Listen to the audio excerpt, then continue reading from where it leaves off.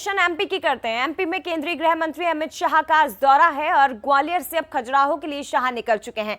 इस वक्त की बड़ी अपडेट आपको दे दें कि खजुराहो में अमित शाह की जनसभा भी होनी है। अब से थोड़ी ही देर बाद खजुराहो में अमित शाह एक जनसभा को संबोधित करेंगे। इसके पहले ग्वालियर में कार्यकर्ताओं के साथ उन्होंने 1-to-1 चर्चा की, बातचीत उनसे की। जनसभा को अब खजुराहो में संबोधित करेंगे। इस दौरान सीएम मोहन यादव, केंद्रीय मंत्री ज्योतिरादित्य सिंधिया और वीडी शर्मा मौजूद रहे। तो खजुराहो के बाद शाम को उन्हें भोपाल भी पहुंचना है। यहां भोपाल में प्रबुद्ध जनों के साथ बातचीत होगी। कुशाभाऊ ठाकरे कन्वेंशन सेंटर में कार्यक्रम आयोजित किया जाएगा।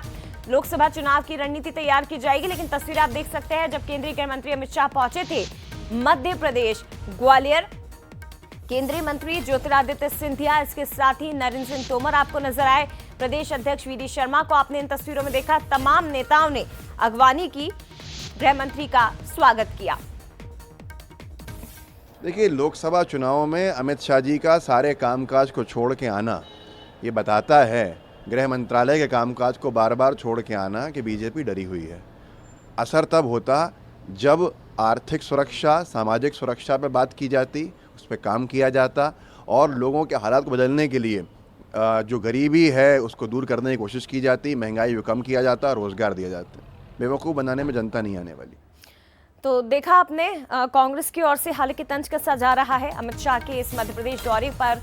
हालांकि अब इसी के साथ चुनावी बिगुल बज चुका है मध्य प्रदेश में लोकसभा चुनावों का। और आपको इसके पहले भी हमने बताया था कि करीब 145 के आसपास की सीटें हैं जो आकांक्षी सीटें रखी गई हैं देश भर में लोकसभा चुनाव की। और इन सीटों पर 29 फरवरी तक पार्टी अपने प्रत्याशियों के नामों का ऐलान करीब 100 सीटों पर कर सकती है, जिसमें मध्य प्रदेश और छत्तीसगढ़ की भी सीटें शामिल हैं। अब अमित शाह जो कि मध्य प्रदेश पहुंचे, तो लक्ष्य 29 की 29 सीटें जीतने का है। देखिए, ये तो बैठक ही लोकसभा चुनावों के लिए थी। और आपको याद होगा कि ग्वालियर में इसी जगह पर भारत के गृह मंत्री जी ने हम सबको विजय का मंत्र दिया था विधानसभा चुनाव के लिए। आज चारों लोकसभा के प्रमुख कार्यकर्ताओं की और इस पूरे क्लस्टर की बैठक हुई है।